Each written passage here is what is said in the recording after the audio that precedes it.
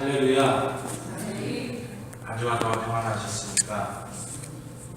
저는 지난주에 굉장히 큰 경험을 했습니다. 어제가 제가 미국에 온 지 2달이 되는 날이었는데 2달을 기념한 건 아니고 시간도 되고 해서 시애틀에서 운전을 해서 샌프란시스코까지 갔다가 올라왔어요. 근데 대략 계산을 해봤더니 서울에서 부산을 갔다가 부산에서 또 서울로 올라왔다가 어이구 부산에다 중요한 집을 놓고 내려왔네. 또 서울에서 부산을 갔다가 부산에서 서울로 올라온 거리보다도 조금 더 먼 거리더라고요. 운전을 했는데 새벽에 출발을 했는데 밤늦게 16시간을 운전을 평생에 태어나서 처음으로 이렇게 많이 운전을 해봤던 경험을 했던 게 아닌가. 정말 넓기는 넓다라고 하는 새로운 경험을 하게끔 됐었습니다. 하나님의 은혜 가운데도요, 우리가 믿음으로 나가면 새로운 경험들을 무궁무진하게 할 수 있는 것 같아요. 저의 입술은 사람의 입술입니다. 근데 이 사람의 입술에서 선포되는 말이 어떻게 하나님의 말씀이 될 수 있겠습니까? 근데 저는 나중에 시간이 지나면서 깨닫게 된 한 가지가 있었어요. 그게 뭐냐면 세상에 보면은 사람이 볼 수 있다라고 하는 가시광선이라는 게 있다고 합니다. 근데 그 가시광선이 보여요? 잘 보이지 않습니다. 근데요, 그 중간에다가 삼각형으로 생긴 그러한 유리 막대라고 말할 수 있는 프리즘이라고 하는 것을 설치하고 거기에 빛이 딱 통과가 되면 그 뒤에 벽에 형용 색깔의 그러한 무늬들이 나타납니다. 빨간색부터 시작해서 마지막에 보라색까지. 여러분 해보셨어요? 그러면서 우와, 비계도 색깔이 있구나 라는 것을 깨닫게 돼요. 하나님의 말씀도 그런 것 같습니다. 솔직히 저도 제가 그냥 묵상하고 은혜 받은 말씀을 선포하는 것 뿐이지만 이 가운데 하나님께서 정말 하나님의 말씀으로 바꿔주실 수 있는 그런 놀라운 은혜의 필터가 여러분 가운데 있어요. 그것을 꺼내서 그리고 그것을 통해서 그 필터를 지나가게끔 되면 인간의 말이 하나님의 말로 들려집니다.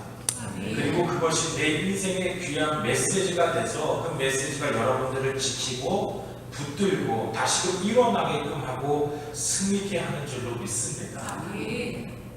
혹시 꺼내지 않았다면 꺼내셔서 설치하세요. 그리고 하나님의 말씀을 받으실 수 있기를 주님의 이름으로 축복합니다. 잠깐 군대 얘기 좀 제가 군에서 사역을 하다 왔으니까요. 군대 얘기를 짤막하게 또 하고 좀 시작을 하겠습니다.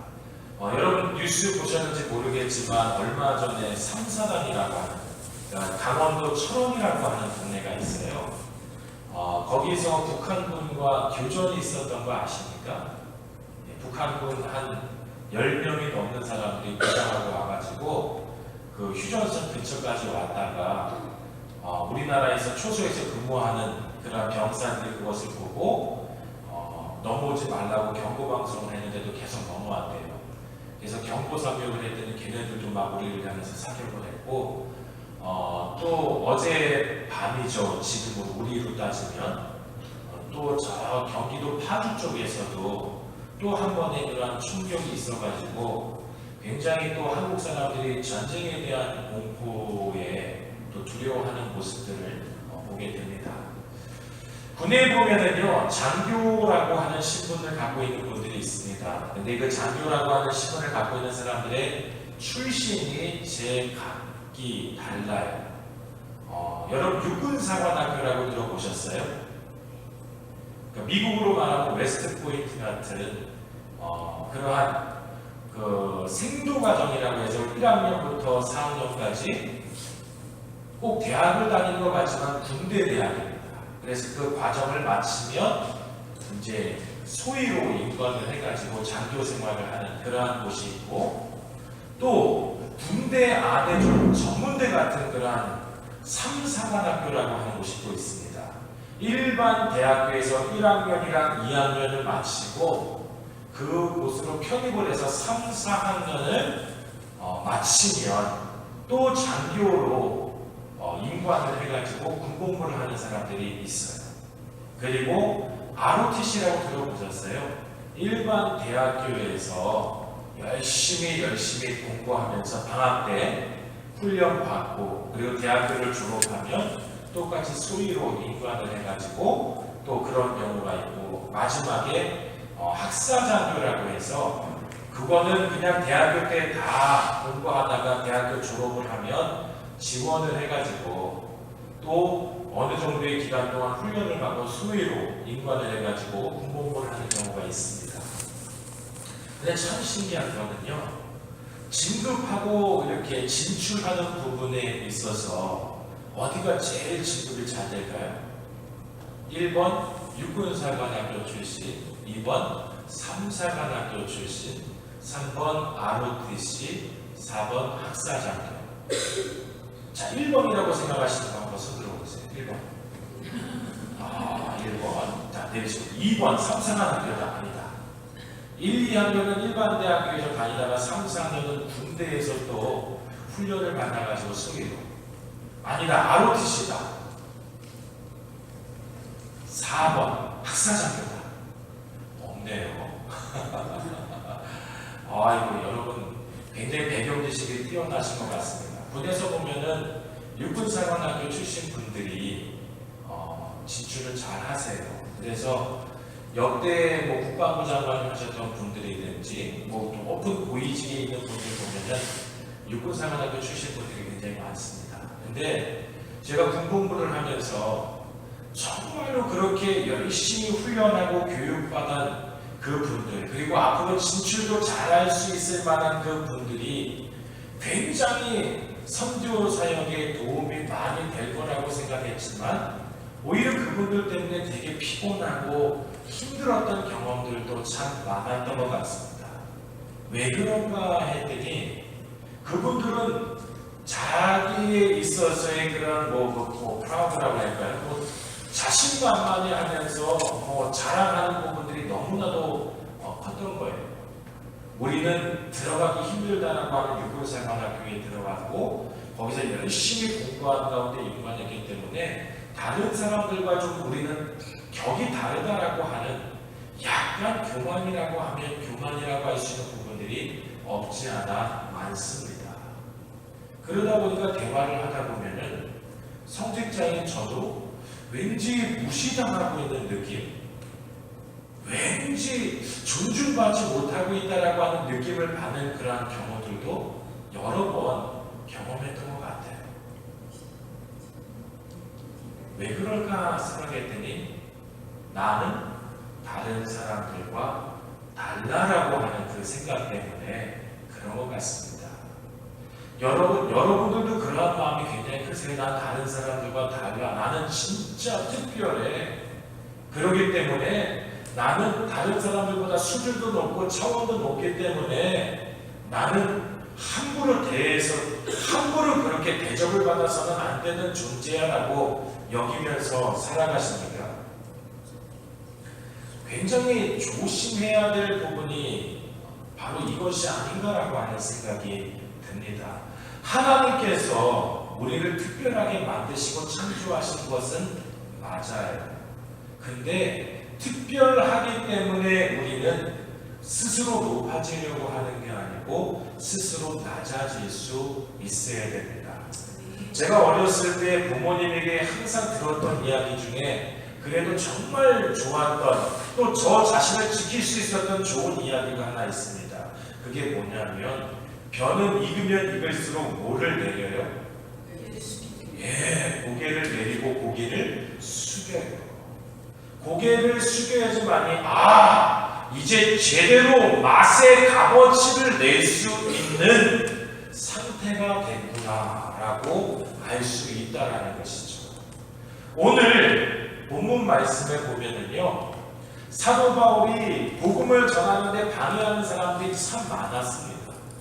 하지만 아무리 복음을 전해도 방해할지라도 사도 바울 가운데는 누구를 누구를 전해야겠다라는 열정이 있었을까요? 예수 그리스도. 예수 그리스도를 전하겠다라고 하는 열정이 사도 바울 가운데 있었어요. 그래서 사도 바울이 어디까지 갔냐면요, 오늘 성경의 말씀에 보니까 아덴이라고 이야기를 하는데, 이게 지금으로 말하면 아테네입니다. 그리스 아테네. 그 곳까지 가서 복음을 전했어요. 여러분도 기본 상식으로 아테네 하면은 뭐가 많이 발달한 도시라고 알고 있습니까? 수영이요? 네, 아테네 근처에 바다 물이 있긴 있지만 수영이 발달한 도시는 아니고 철학이 되게 많이 발달한 도시입니다. 예, 소크라테스, 아리스토텔레스 많이 들어보셨잖아요.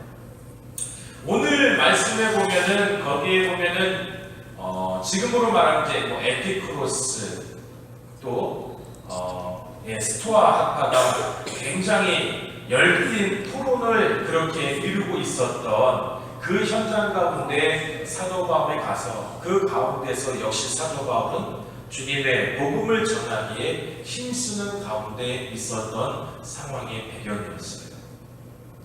굉장히 똑똑하다라는 사람들이 즐비한 동네가 아테네였습니다.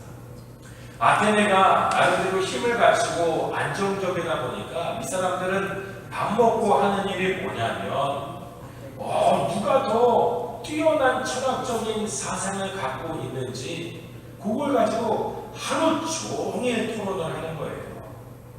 지금 생각해보면 참 저희가 볼 때 피곤해 보이지 않습니까? 그렇죠? 무슨 내가 잘나네, 너가 잘나네, 내가 갖고 있는 사상이 더 뛰어나네, 또 뛰어나지 못하냐 하면서 이걸 밥 먹고 하루 종일 토론을 하며 이야기를 하나. 저는 만약 그런 동네가 있다면 당장 떠납니다.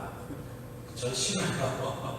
그런 토론도 좋지만 서로 같이 사귀고 축복해주고 같이 운동하고 땀 흘리고 하는 게 저는 훨씬 좋아요.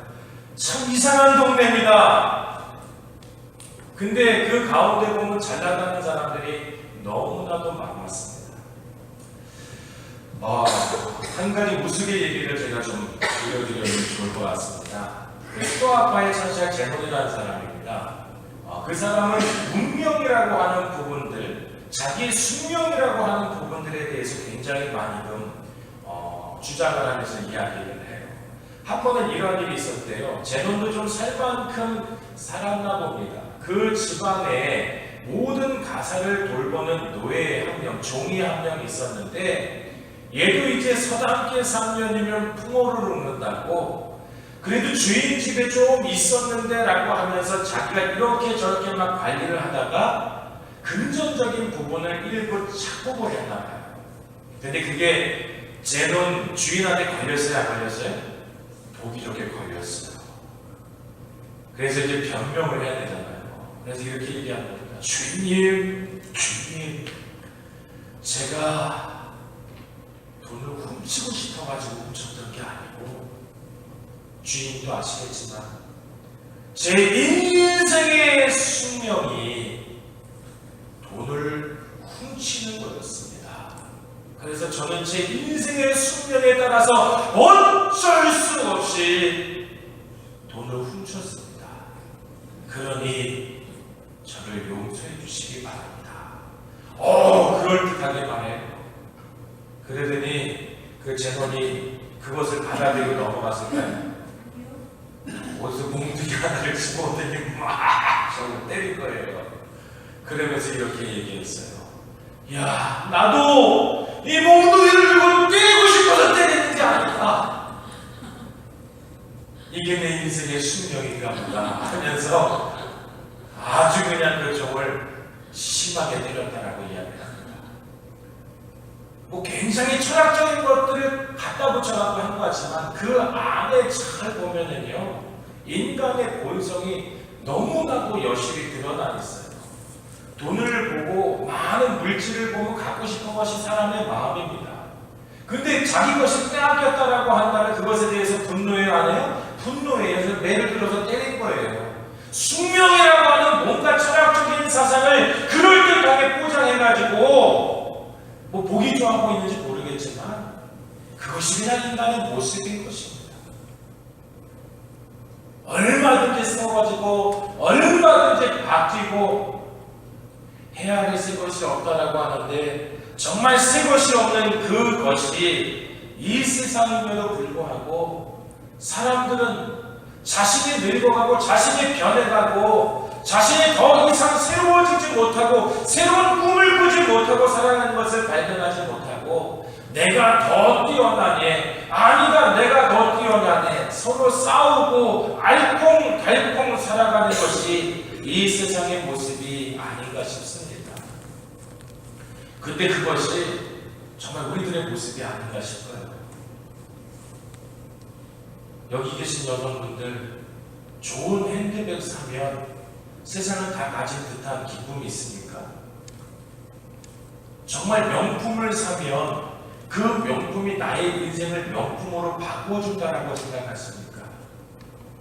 남성분들, 좋은 차를 사면 그 좋은 차가 나를 더욱더 정말로 부유하게끔 만들어줄 수 있다라고 생각하십니까?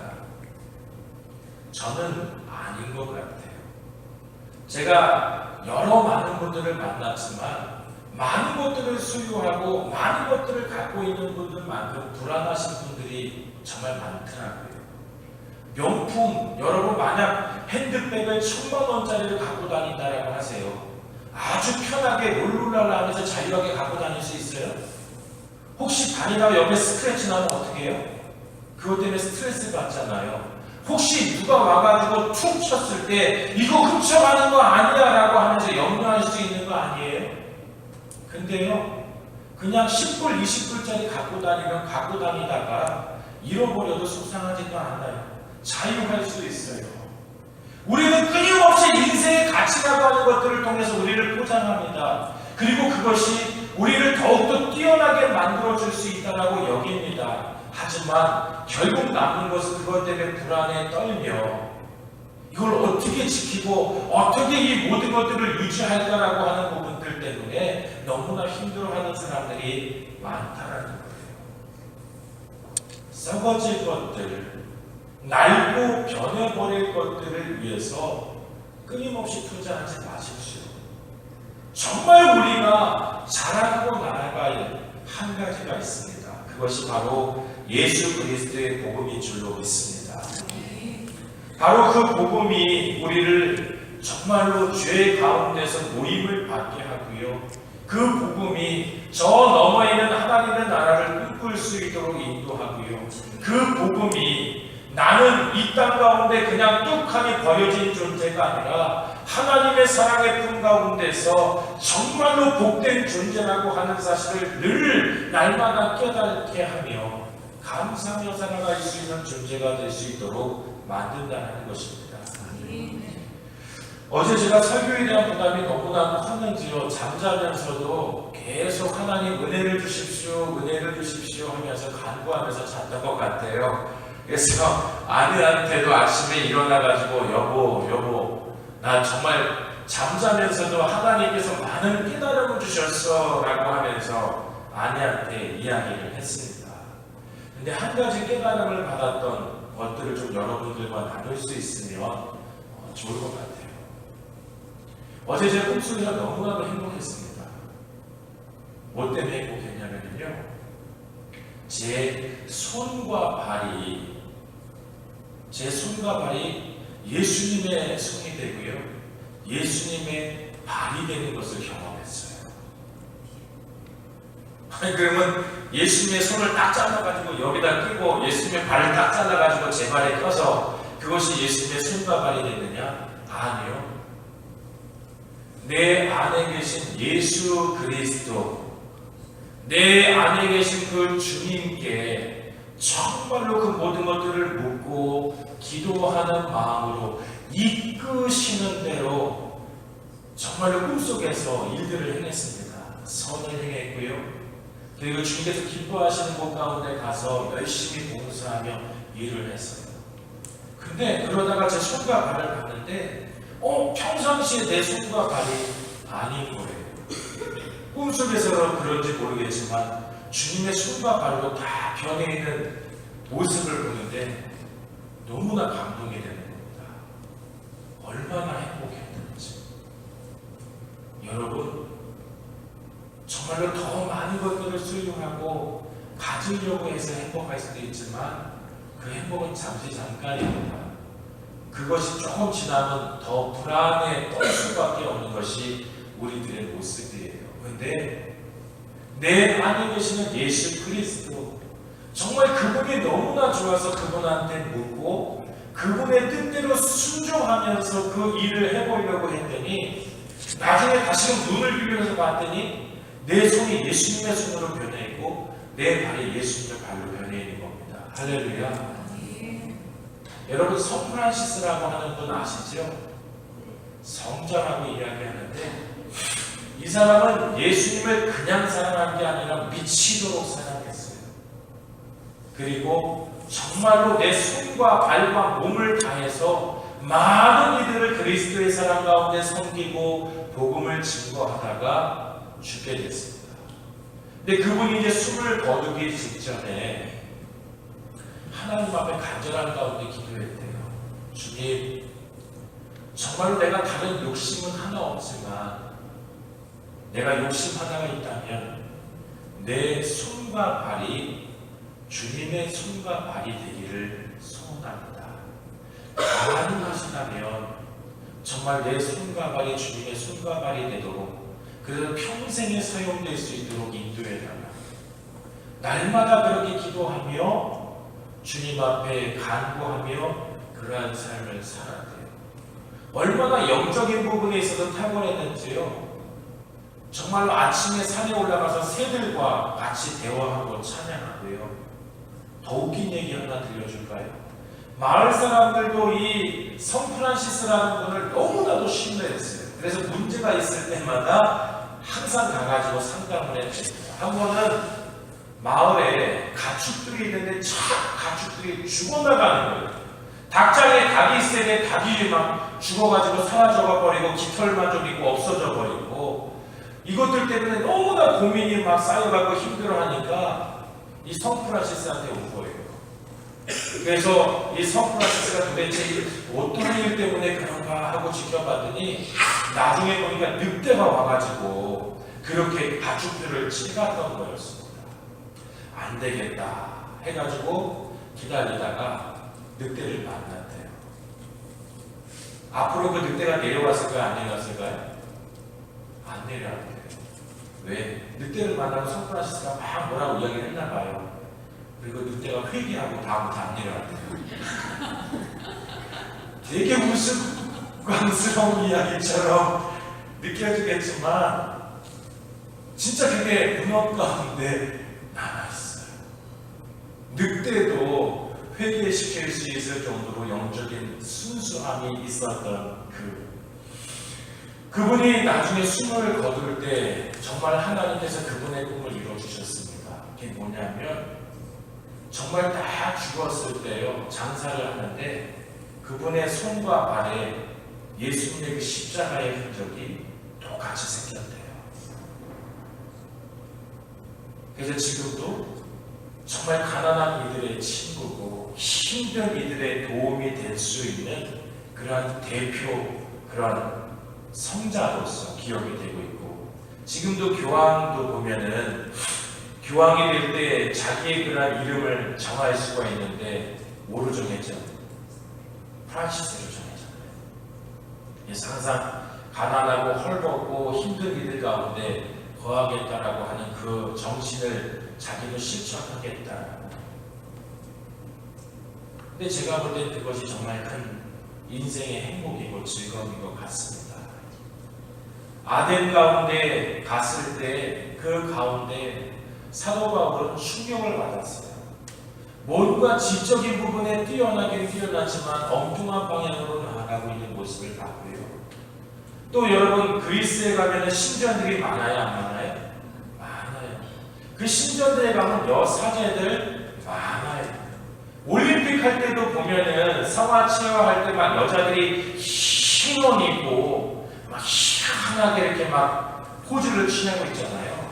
옛날 때 보면은 그 사람들이 다 여신, 그 신전에 있는 사제들이었습니다. 뭔가 신비한 가운데 막 이야기를 하는 것 같은데 그 안에 들어가 보면은요, 환각이라고 하는 부분이 있어요. 가스 같은 것들을 피워놓고요, 그것을 계속 마시면서 황홀병 가운데 빠져서 거기서 뭔가 이야기하는 것들이 진짜 영적인 것이고 신기한 것인 거냐, 그렇게 받아들이면서 나아갔던 뛰어나다라고 하지만 진짜 우매한 백성들이 그리스 백성, 아테네 백성들이었다는 것입니다. 사도 바울은 그 백성들을 보면서 복음을 정말 더 전해야겠다는 필요성을 느꼈을까요? 못 느꼈을까요? 느꼈어요. 그래서 복음을 전하고 나아갔던 거예요. 심지어 여러 신들을 위한 단을 쌓는데 알지 못하는 신이라고 하는 그 단까지 새긴 것을 보면서 사도 바울은 이 사람들의 종교성에 정말 뛰어나구나, 이 뛰어난 종교성을 이제는 예수 그리스도를 향해서 온전한 가운데 세워야겠다라고 생각을 하며 복음을 전했던 겁니다. 놀라운 사실은 사도 바울이 복음을 전하고 난 다음에 시간이 훅 지난 다음에 열매가 있었을까요? 없었을까요? 열매가 있었어요. 옛날에는 그렇게 신전이 많던 그 동네에 지금 그리스에 가면은요, 이곳저곳 가운데 수도원들이 굉장히 많이 세워졌어요. 그리고 그 가운데서 하나님을 예배하고 더 깊이 하나님을 알아가기 위해서 기도하고 나아가는 주님의 백성들이 많아졌다는 얘기입니다. 영원히 낡지 않고 영원한 가운데 붙들어야 될 그 놀라운 복음의 가치를 사도 바울은 주님의 뜻 가운데 순종하며 증거하며 나아갔어요. 그랬더니 사도 바울의 그 가운데 가기 전과 후의 모습은 확연한 가운데 달라졌습니다. 주님은요, 우리에게도 손과 말을 허락해 주셨습니다. 그냥 우리가 우리 마음대로 사용할 수 있는 것이 될 수도 있지만, 아니요, 우리가 주님께 순종하기만 하면 여러분의 그 모든 것들도 주님을 영화롭게 할 수 있는 도구로 사용될 수 있습니다. 그러면서 정말 내 인생이 너무나도 복되구나라는 것을 스스로 느끼며 정말 우리들의 입술 가운데서 감사의 고백이 끊이지 않게끔 될 줄 믿습니다. 그 은혜의 가치를 자녀들에게도 잘 가르쳐 주십시오. 자녀들이 공부 잘하는 것 좋습니다. 뛰어난 것도 좋습니다. 하지만 이 세상 가운데서 가장 훌륭한 지혜는 복음입니다. 제가 그거를 너무나 열심히 많이 봤어요. 제가 2009년부터 2011년까지 2년 동안 미 이사단이라고 저 의정부에 가면은 사단사령부가 있는데요. 거기에 가서 근무하면서 그쪽에 있는 카투사 장병들을 돌봤습니다. 나름대로 영어 잘하고 공부 잘하는 친구들이 시험 봐가지고 선발돼서 온 친구들이에요. 거기에 보면은 참 희한하게도 어떻게 그렇게 된 건지 모르겠지만 3분의 1의 구성원이 소위 말하는 스카이라고 하는 서울대 연대 고대 나온 그게 다니다가 온 친구들이고, 3분의 1이 외국에서 대학 다니다가 온 친구들이고, 또 3분의 1이 4년제 대학도 다니다가 온 친구들입니다. 다시 말하면 나름대로 다 공부 꽤나 한다는 친구들이 왔어요. 근데 거기서 가장 문제를 일으키고 그렇게 좋은 여건 가운데도 나 군생활 못하겠다고, 배째겠다고, 죽겠다고 상담하고 진짜 막 자살 시도하고 하는 친구들 보면은요, 진짜 머리가 뛰어난 애들이에요. 걔네들이랑 이야기 나눠본 고등학교에서도 막 1, 2등 했던 친구들, 그렇게 해서 서울대까지도 올라가고 어마어마한 지성적인 능력을 자랑하고는 있지만, 지성적인 능력만 탁월하지 삶에 있어서 닥쳐오는 위기들을 어떻게 극복하고 나아갈지에 대해서는 완전 꽝입니다. 꽝. 얼마나 제가 그런 친구들 때문에 막 가슴을 졸이며 안타까워했는지 몰라요. 그러면서 내가 깨달았어요. 인간의 지식으로 인생을 살아가는 것이 아니고 하나님의 지혜로 인생을 사는 거구나. 지식은 잠깐이지만 지혜는 진짜 평생이구나라는 것을 전 너무나도 많이 느꼈어요. 상담하면서 그래서 제가 했던 게 뭔지 아세요? 계속 복음을 전했습니다. 야, 너가 지적인 능력은 뛰어날지는 모르겠지만 내가 볼 때 인생을 어떻게 해치고 살아나가야 될지에 대한 지혜는 너무나도 부족한 것 같다. 지금 이 위기를 너가 잠깐 내가 도움을 주고 개입을 해가지고 넘어가 줄 수 있는지 모르겠지만 이것이 너의 평생의 방법이 되면 안 된다. 누군가 개입해가지고 그 문제를 해결해 주는 것. 이제 너도 성인이잖아. 너가 해치고 나가야 돼. 그러기 위해선 정말 너에게 꼭 필요한 한 가지를 전해줄게. 예수 그리스도를 믿어라. 그분과 함께하면 너는 승리할 수 있다. 내가 바로 그 장본인이라고 이야기를 했던 기억이 나요. 여러분, 인생에 끊임없는 그러한 많은 정보들과 지식이 우리를 풍요롭게 만든다라고 여기지 마십시오. 다 변하고 썩을 것들입니다. 시간 지나면은요, 새로운 듯 하지만 다 폐기돼요. 컴퓨터를 봐도 그렇잖아요. 그렇죠? 옛날 때 처음에 컬러 모니터 컴퓨터 나왔을 때 저는 흥분했습니다. 근데 지금은 아무것도 아닌 거예요. 앞으로 더 새로운 것들이 나오면 지금의 것들 어마어마한 가치를 가지고 사다라고 한들 조금만 더 지나면 다 쓰레기통으로 가고 버릴 것들입니다. 사용하고 싶어도 더 이상 사용할 수가 없어요.